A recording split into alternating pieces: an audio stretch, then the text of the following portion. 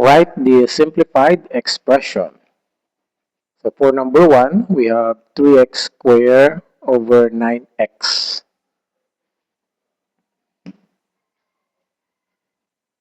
Kukunin muna natin yung GCF ng 3 and 9 para sa coefficient. So yung GCF ng 3 and 9 is 3, kaya pwede natin silang i-divide sa 3 yung 3 and 9. So divided by 3. Okay. And then pagdating dito sa variables, x squared and x. So x squared, ibig sabihin yan, pag i-expand natin ay meron tayong dalawang x. And then dito naman ay may isang x. So yeah. And then yung next, i-divide na natin. 3 divided by 3 is equal to 1. At 9 divided by 3 is equal to 3.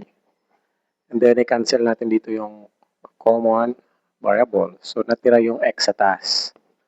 Or just simply x over 3. Ito na yung simplified form sa number 1.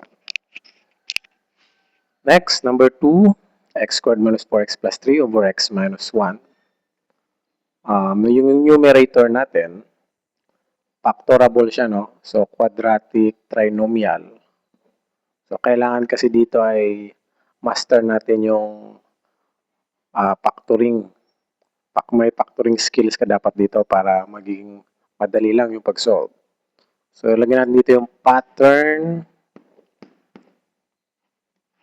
Yung x minus 1, kopya na lang natin kasi simplified form na siya. So, ito, may 3. Mag-isip tayo ng number na kung i-multiply, ang sagot ay positive 3. At kung i-add or minus naman, ang sagot ay negative 4. So, meron tayong negative 3 at negative 1. Kasi nga, negative 3 times negative 1 is positive 3. And negative 3 minus 1 is negative 4. So, check yung ating conditions. At of course, i-cancel na natin yung common terms. So, ang sagot dito, yung simplified expression sa number 2 ay x minus 3. Next, number 3. So, dalawang binomial and yung numerator ay factorable siya by GCM F. Ganon din yung denominator, factorable siya by GCM F. Okay, so yung GCF ng 8 and 18 ay 2. Ayan. Then sa variable naman, hindi siya common, kaya hindi yan kasali sa GCMF. GCF. So, divide natin. 8x square, i-divide sa 2, meron tayong 4x square. And then, 18, negative 18 divided by 2 is negative 9. At ito naman, dito naman tayo. So, yung 2 and 3, walang GCF. Kaya punta tayo sa variable. So, common siya. Ang kukunin lang natin dito ay yung variable na may mababang exponent, which is x. So, yung GCF natin dito ay x. Divide 2x squared divided by x. So, meron tayong 2x. And then, negative 3x divided by x. Negative 3 na lang. Ayan.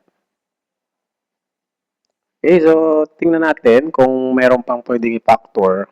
Ito, pwede pa itong factor. Difference of 2 square. So, balikan nyo yung inyong natutunan sa factoring para mabilis lang. So, lagyan natin yung pattern para sa difference of 2 squares. So, ito yung pattern, no? Plus, minus. So, ito. So, the square root of 4 is 2. Ayan. At ang square root ng x square ay ito na x na ilagay na natin kanina. And then yung square root ng 9 ay 3. Iyon. And then, kopya natin yung denominator na 2x minus 3.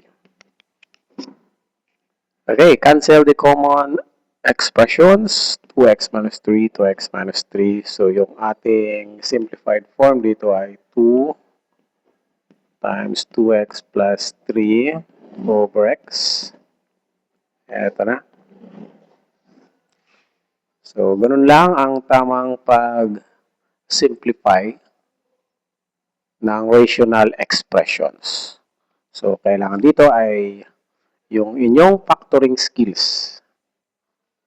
So, kung kayo ay hindi pa marunong mag-factor, so mag-aral muna kayo kung paano mag-factor bago tayo pumunta dito sa simplifying rational expressions. Okay, that's all, learners.